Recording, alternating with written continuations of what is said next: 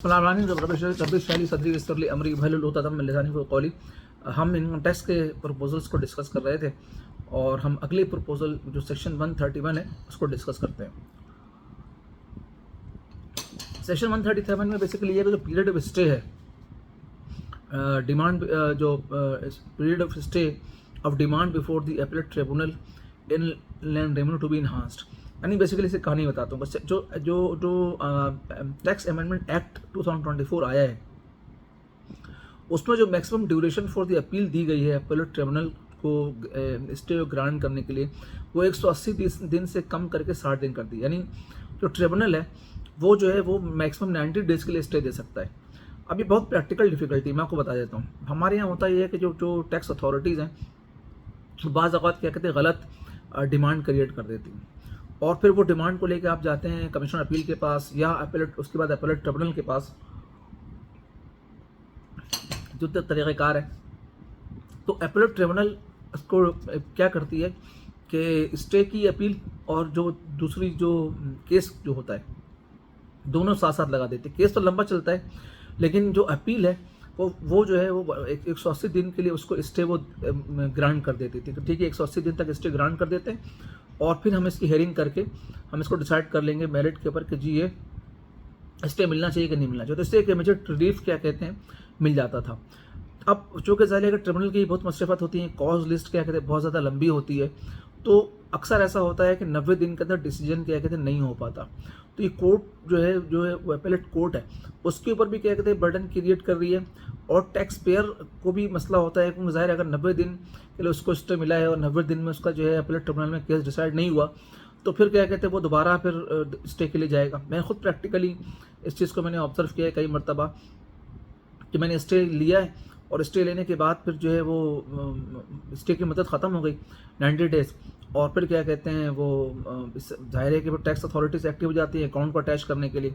तो फिर हमें जाके जो 90 डेज़ से पहले एक हफ़्ते पहले फिर दोबारा अपील फायर करनी पड़ती है कि जी हज़रत दोबारा आप एक स्टे को एक्सटेंड कर दीजिए।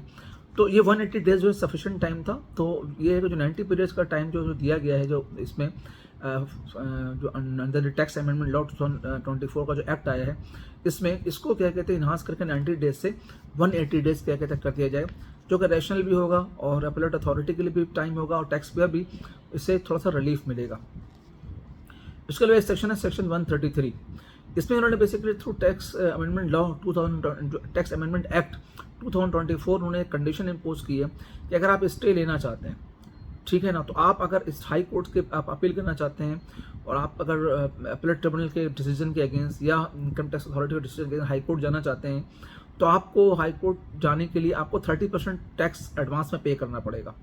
जो आपकी डीम्ड इनकम डिटरमिन हुई है, जो इनकम टैक्स ने क्या कहते हैं आपको जो डिमांड डिक्लेयर किया है और डीम्ड इनकम पे जो आपको टैक्स लगाया और डिमांड जनरेट की है उसका 30% क्या कहते हैं आपको डिमांड का जो है वो जमा कराना पड़ेगा, फिर आप हाई कोर्ट में अपील कर सकते हैं। ये बहुत एक्सेसिव है।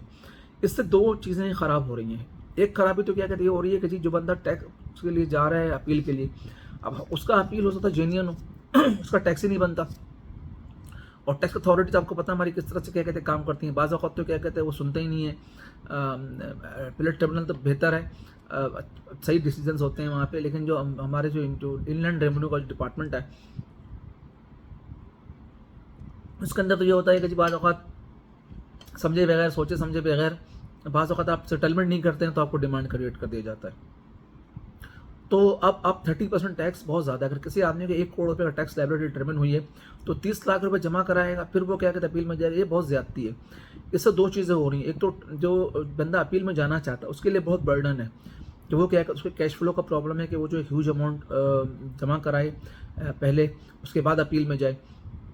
दूसरी ये चीज़ है कि जी जो टैक्स जो अथॉरिटी हैं उनके हाथ एक हथियार आ गया।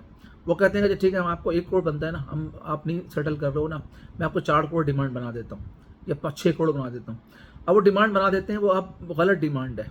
मैंने बहुत सारे ऑर्डर ऐसे देखे हैं जिसमें पूरे ऑर्डर के अंदर जब ऑर्डर डिस्कस हुआ है तो उस ऑर्डर के अंदर क्या कहते हैं कोई भी चीज़ प्रॉपर डिस्कस नहीं हुई है और कुछ कंक्लूड किए बगैर जाके एंड में डिमांड क्रिएट कर दिया जाता है। यानी कोई जस्टिफिकेशन नहीं है ऑर्डर के अंदर, हालांकि ऑर्डर स्पीकिंग होना चाहिए, लेकिन नॉन स्पीकिंग ऑर्डर के बुनियाद के ऊपर क्या कहते हैं टैक्स लगा दिया जाता है। अब वो टैक्स 30% पे करेगा, फिर अपील में जाएगा, तो टैक्स पर डबल मर रहा है। एक तो उसका कैश फ्लो ब्लॉक हो रहा है, 30% बहुत हायर है।